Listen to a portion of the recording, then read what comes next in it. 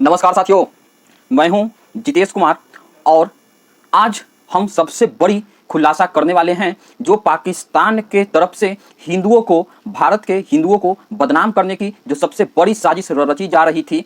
आज हम उसी के बारे में बात करने वाले हैं। दोस्तों, कुछ दिन पहले बलूचिस्तान के एरिया में एक स्कूल बस में ब्लास्ट होता है और स्कूल बस जो है वह पूरी की पूरी तरीका से जल जाता है। जबकि जब ब्लास्ट होता है तो गाड़ी के परखच्चे पूरी तरीका से उड़ जाते हैं, लेकिन आप बस जब देखेंगे तो वह बस में हमें दिखाई पड़ रहा है कि बस बाहर से इसको ब्लास्ट न करके कुछ ना कुछ अंदर से इसको ब्लास्ट किया गया है। आप बिल्कुल देख रहे होंगे कि बस पूरी तरीका से अंदर जल चुका है और बाहर सिर्फ और सिर्फ जो लोहे की जो भी जितना चदरा होता है, रॉड होता है, वही बाकी है। बाकी सारे के सारे जल चुके हैं। तो ये जो है वह एक पूरी तरीका से फॉल्स फ्लैग ऑपरेशन किया गया, जिसमें से कि भारत को हम बदनाम कर सकें, भारत के हिंदुओं को बदनाम कर सकें। इसके लिए उन्होंने देखिए 17 मई को पाकिस्तान के जितने भी स्कूल हैं, आर्मी हो गया, जितने भी स्कूल हैं, वह गर्मी के छुट्टी के लिए सारे के सारे स्कूल बंद हो चुके हैं। अब जब सारे के सारे स्कूल जब बंद हो गए हैं तो आप बताइए, स्कूल बंद होने के बाद वो भी एक सप्ताह के बाद स्कूल बस में 2-4 बच्चे स्कूल का यूनिफॉर्म पहनकर बंद स्कूल में क्या करने जा रहे थे। सबसे पहला झूठ यहां। दूसरा, उसके अंदर अगर आग होता, अगर बाहर से कोई इस प्रकार का करता तो पूरी तरीका से बस के फरखच्चे उड़ जाते, लेकिन ये जो बस था आप देखिए कि बाहर से डैमेज कम और अंदर से हमें डैमेज ज्यादा दिखाई पड़ रहा है। इसमें ज्यादा से ज्यादा एक ही, जो आपको याद होगा कि पाकिस्तान में कुछ समय पहले भी एक आर्मी के स्कूल में टीटीपी वालों ने पाकिस्तान आर्मी के सहायता से उस स्कूल में गोलीबारी की गई और लगभग 300 के लगभग बच्चे उसमें मारे गए थे। जबकि उस स्कूल में पढ़ने वाले ज्यादा से ज्यादा जितने भी बच्चे थे, वह जो वहां के सैनिक है, आर्मी है, उन्हीं के सारे बच्चे पढ़ने वाले थे उस आर्मी स्कूल के अंदर। तो इसका आर्मी के जो ऊपर के जितने भी टॉप लेवल जनरल मेजर होते हैं, इन सभी लोगों ने मिलकर उस स्कूल के ऊपर भी धमाका करवाया था। और जब स्कूल के ऊपर धमाका हुआ तो उन लोगों ने सबसे पहला जो इंजाम लगाया वह लगाया था भारत के ऊपर। और जब उसका ज्यादा छानबीन हुआ, क्योंकि आर्मी के और वहीं के जो पर्सनल लोगों की जब बच्चे की मृत्यु हो गई, तो और अंदर जब छानबीन किया गया तो उसमें 2 लोगों की इन्वॉल्वमेंट साफ साफ नजर आ रही थी। वह साफ साफ नजर के अंतर्गत पाकिस्तानी आर्मी और तहरीके तालिबान पाकिस्तान, इनका नाम उभर कर आया था। उसके बाद जो मेन आरोपी था वह पकड़ लिया गया था, लेकिन क्योंकि आर्मी के पूरी तरीका से मिली भगत है तो उसको पकड़ने के बाद जेल से वह बंदा को भगा दिया जाता है विदेश के, और उसके बाद बता दिया जाता है कि वह भाग गया है। अब पाकिस्तानी जेल के अंदर वो भी आर्मी का जो होता है जेल, टॉर्चर सेल, उसमें से किसी को भी भागना, अगर भाग भी गया तो सोचिए पाकिस्तानी आर्मी के लिए कितना शर्मनाक बातें हैं, जो एक कैदी को उन लोगों को नहीं संभाल कर रखा गया। उसी पैटर्न पे, क्योंकि उस टाइम पूरे विश्व से सहानुभूति पाकिस्तान को मिली थी और सहानुभूति के बदले उनको बहुत सारे देशों से ऐड मिले, डॉलर मिले। उसी तर्ज पे फॉल्स फ्लैग ऑपरेशन पुनः बलूचिस्तान में के अंदर किया गया। अब बलूचिस्तान के अंदर अब जितने भी लोग, कुछ सैनिक जो पाकिस्तानी आर्मी के अंदर सर्व करते हैं, उन्हीं के बच्चे होंगे।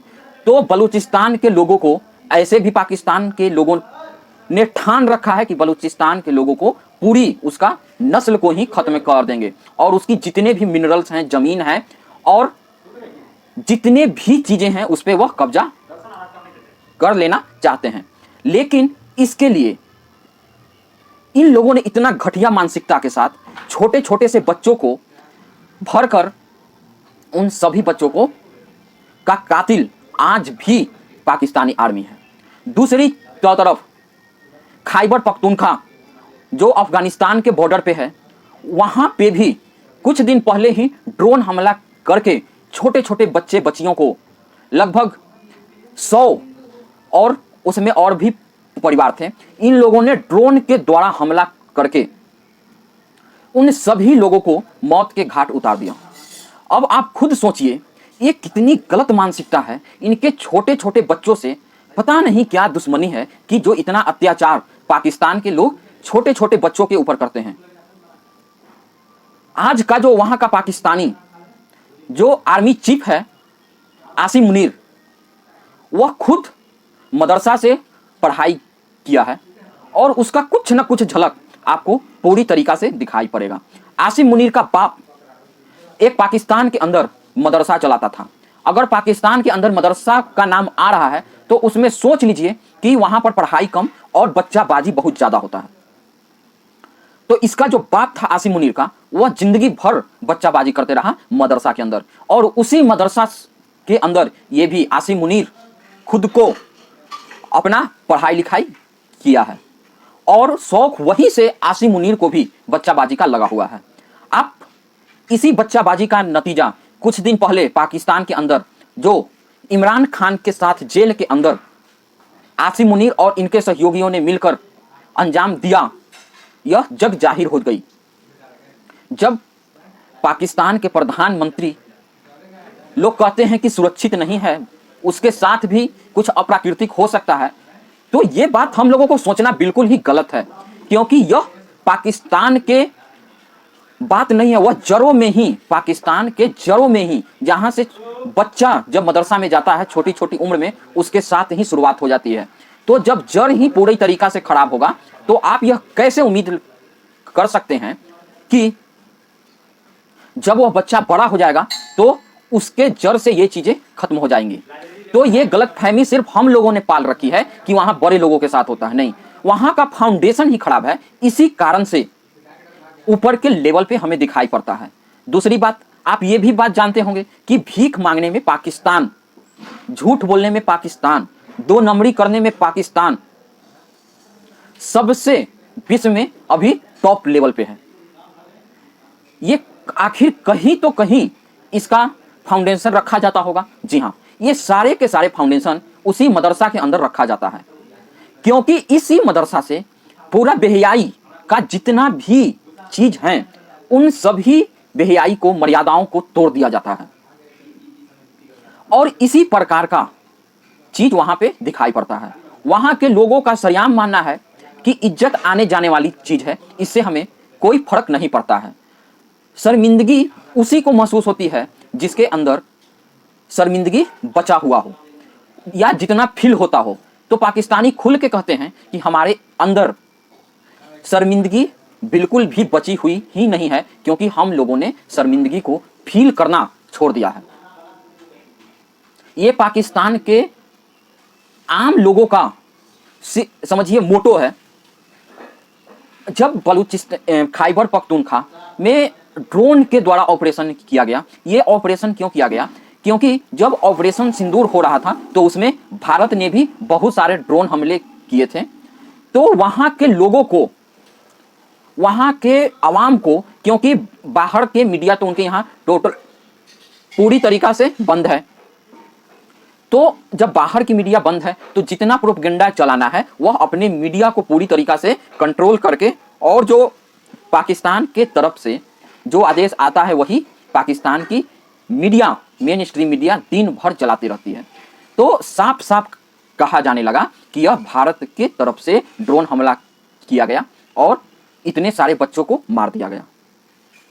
देखिए, जब भारत ने पाकिस्तान की मस्जिद पे हमला किया था, आतंकवादी संगठन के जहां पे बसेरा था, वहां जब हमला किया गया और वहां जो जिहादी पिल्ले छोटे छोटे जो बड़े हो रहे थे, आतंकवादियों के जितने परिवार थे, वह उसी के अंदर डेथ हो गए। तो पाकिस्तान के आर्मी और प्रधानमंत्री और जितने भी वहां के लोग हैं, उन लोगों ने बिल्कुल बोला कि हम भारत से इसका बदला लेंगे। लेकिन यही चीज जब खैबर पख्तूनख्वा में हुआ तो ये सारे के सारे लोगों के मुंह के ऊपर टेप लग गया। उन लोगों ने इस तरह का कोई बयान नहीं दिया। इससे पूरी तरीका से पता चलता है कि इन लोगों का मंसूबा किस प्रकार से घटिया से घटिया होते जा रहा है। दोस्तों, अगर इस मंसूबा को तोड़ना होगा तो हम भारतीय लोगों का आवाज ज्यादा से ज्यादा लोगों तक पहुंचाना होगा।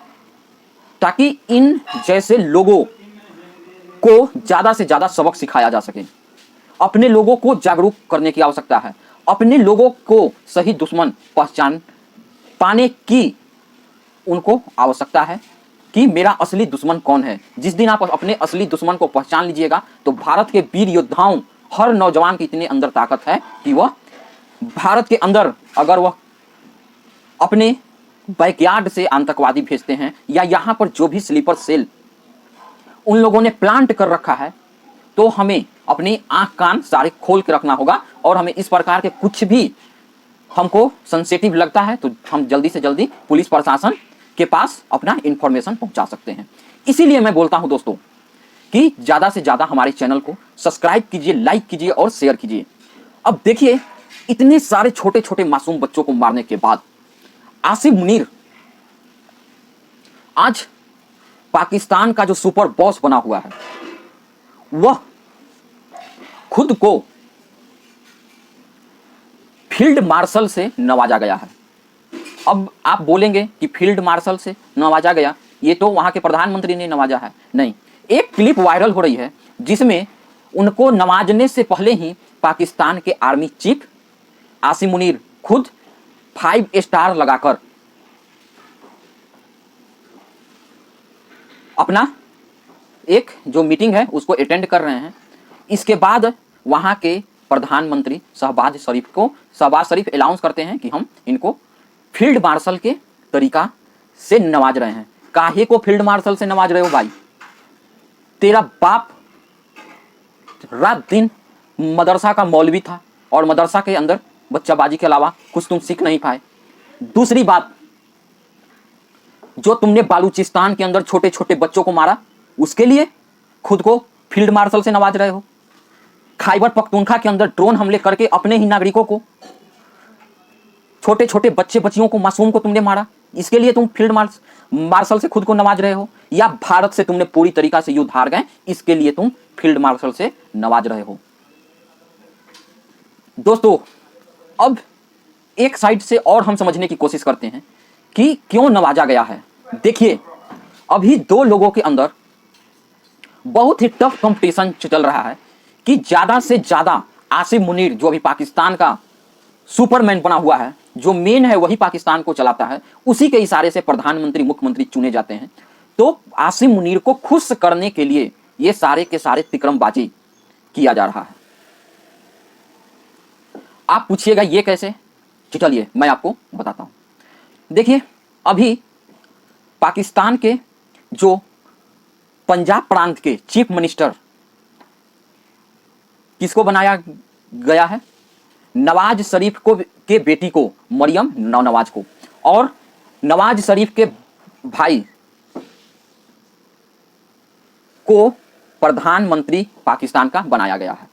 अब जो प्रधानमंत्री हैं शहबाज शरीफ, उनको डर है कि कहीं हमको रिप्लेस न कर दिया जाए। और रिप्लेस करके आएगा कौन? जो ज्यादा से ज्यादा खुश करेगा, जो ज्यादा से ज्यादा बुट, और आप समझ लीजिए क्या क्या चाटना पड़ता है वहां। तो जो मरियम नवाज है, उस भी इस लाइन में टफ कंपटीशन दे रही हो खुश करने को। किसी भी प्रकार का मीटिंग हो मरियम नवाज का, उसमें आसिम मुनीर जरूर होते हैं। अब आप सोच लीजिए कि किस, और एक साइड शहबाज शरीफ जो चाहिए आसिम मुनीर को, उनको देने के लिए तैयार हैं। तो आप ज्यादा समझदार हैं, आप खुद समझ लीजिए कि अब पलड़ा किसका भारी होगा। और आपको ये जानकर बिल्कुल भी आश्चर्य नहीं होगा कि कुछ दिनों के बाद शहबाज शरीफ को हटाकर वहां के मरियम नवाज को पाकिस्तान का प्रधानमंत्री बना दिया गया। क्योंकि अभी तक जो पलड़ा दिखाई पड़ रहा है वह मरियम नवाज का खुश करने में ज्यादा से ज्यादा पलड़ा भारी दिखाई पड़ रहा है। आप हमें कमेंट के माध्यम से बताइए कि क्या आपको लगता है कि दोनों में से ज्यादा खुश कौन कर पा रहे हैं। आप हमारे साथ जुड़े, इसके लिए बहुत बहुत धन्यवाद। आप हमारे चैनल को ज्यादा से ज्यादा लाइक कीजिए, शेयर कीजिए और सब्सक्राइब कीजिए।